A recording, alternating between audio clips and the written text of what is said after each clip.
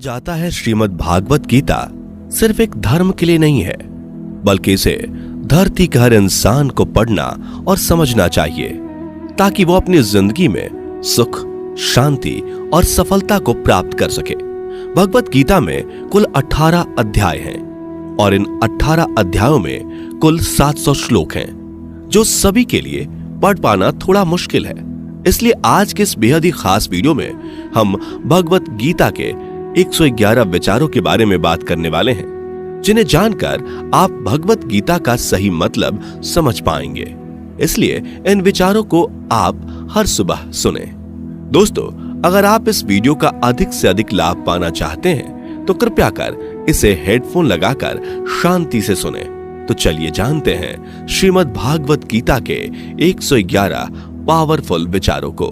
श्री कृष्ण कहते हैं कि मनुष्य को परिणाम की चिंता किए बिना, लोभ लालच बिना एवं निस्वार्थ और निष्पक्ष होकर अपने कर्तव्यों का पालन करना चाहिए। जिस तरह प्रकाश की ज्योति अंधेरे में चमकती है, ठीक उसी प्रकार सत्य भी चमकता है। इसलिए मनुष्य को हमेशा सत्य की राह पर चलना चाहिए।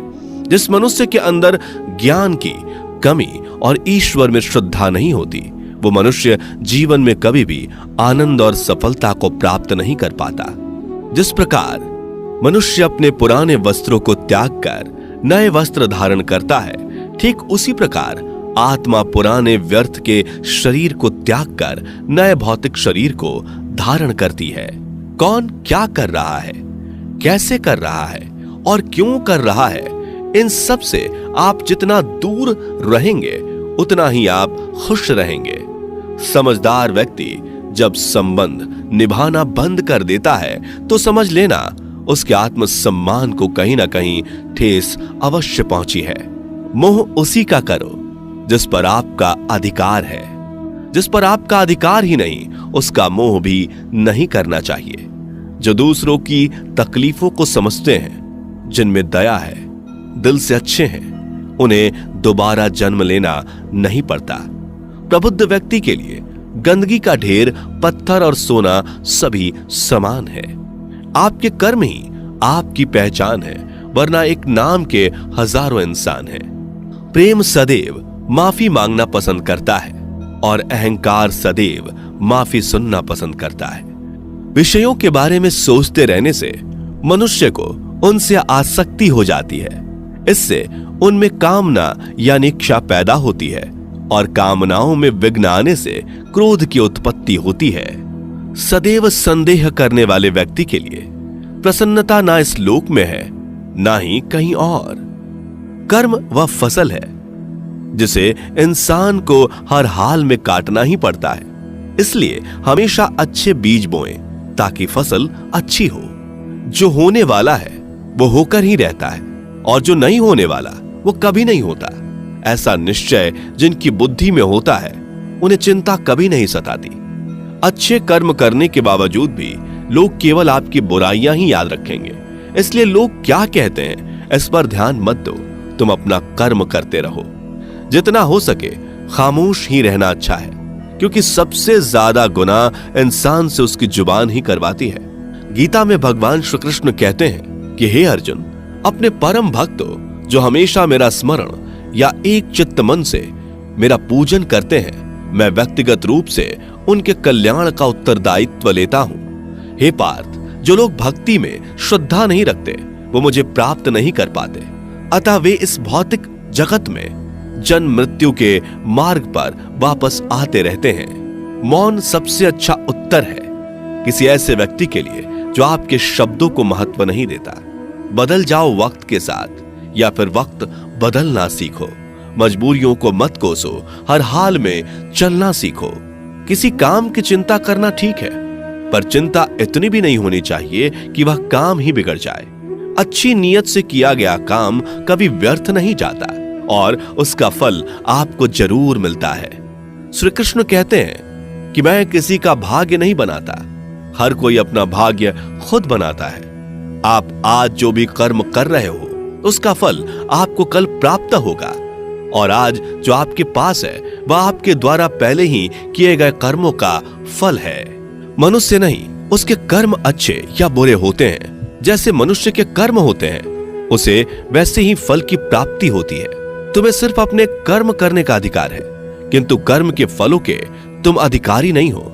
तुम ना तो कभी अपने आप को अपने कर्मों के फल का कारण मानो, नहीं कर्म ना करने में आसक्त हो जाओ। सही कर्म वह नहीं है जिसके परिणाम हमेशा सही हो, अपितु सही कर्म वह है जिसका उद्देश्य कभी गलत ना हो।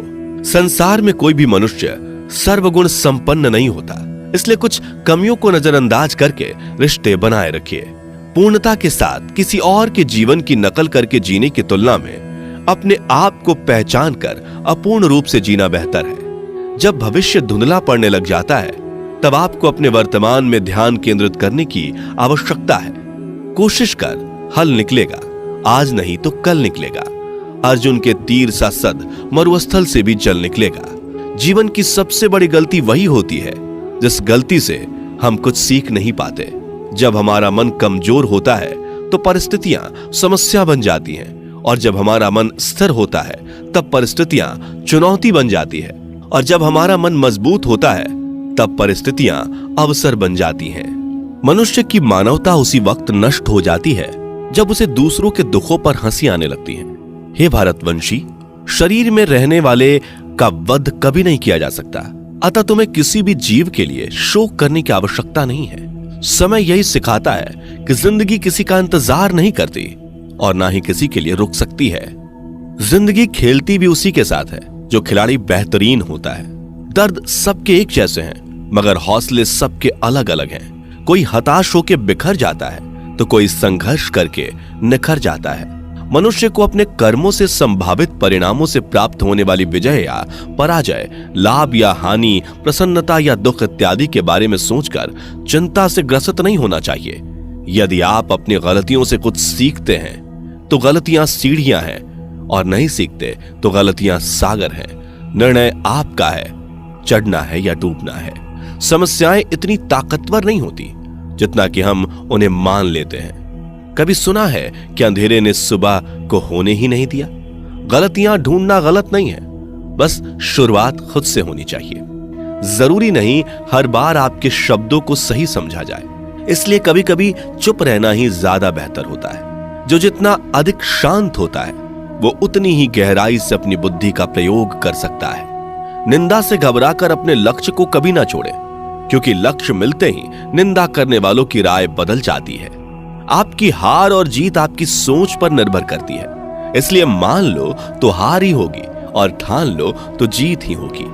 सबसे समझदार और स्थिर बुद्धि वाला वही व्यक्ति है जो सफलता मिलने पर अहंकार में नहीं आता और विफल होने पर गम में नहीं डूबता। प्रशंसा हो रही हो तो ज्यादा सावधान रहने की जरूरत है। जीवन में कभी भी किसी से अपनी तुलना मत कीजिए। आप जैसे हैं सर्वश्रेष्ठ हैं। मनुष्य अपने विश्वास से निर्मित होता है। जैसा वो विश्वास करता है वैसा वो बन जाता है। जिसने मन को जीत लिया उसके लिए मन सर्वश्रेष्ठ मित्र है, किंतु जो ऐसा नहीं कर पाया उसके लिए उसका मन उसका सबसे बड़ा शत्रु बन जाता है। नकारात्मक विचारों का आना तय है, परंतु यह आप पर निर्भर करता है कि आप उन्हें कितना महत्व देते हैं। हमेशा याद रखना, बेहतरीन दिनों के लिए बुरे दिनों से लड़ना पड़ता है। जीवन में कुछ भी स्थायी नहीं है, इसलिए स्वयं को अधिक तनावग्रस्त ना करें, क्योंकि परिस्थितियां चाहे कितनी भी खराब क्यों ना हो, बदलेंगी जरूर। संसार में परेशानी देने वाली की हस्ती कितनी भी बड़ी क्यों ना हो, पर भगवान की कृपा दृष्टि से बड़ी कभी नहीं हो सकती। प्रेरणा का सबसे बड़ा स्रोत आपके अपने विचार हैं, इसलिए बड़ा सोचें और खुद को जीतने के लिए हमेशा प्रेरित करें। जिसने मन को जीत लिया है उसने पहले ही परमात्मा को प्राप्त कर लिया है, क्योंकि उसने शांति प्राप्त कर ली है। ऐसे मनुष्य के लिए सुख दुख, सर्दी गर्मी और मान अपमान एक जैसे होते हैं। मुश्किलें केवल बेहतरीन लोगों के हिस्से में ही आती हैं, क्योंकि वही लोग उसे बेहतरीन तरीके से अंजाम देने की काबिलियत रखते हैं। कोई कुछ भी कहे, बस अपने आप को शांत रखो, क्योंकि सूरज कितना भी तेज क्यों ना हो, समुद्र सूखता नहीं है। जहां आपकी कोई कीमत नहीं, वहां पर रुकना अनुचित है, चाहे वो किसी का घर हो या किसी का मन। जब कोई हाथ और साथ दोनों ही छोड़ देता है तब कुदरत कोई ना कोई उंगली पकड़ने वाला भेज देता है। उन्हीं का नाम कान्हा है। जो मन को नियंत्रित नहीं करते, उनके लिए वह शत्रु के समान कार्य करता है।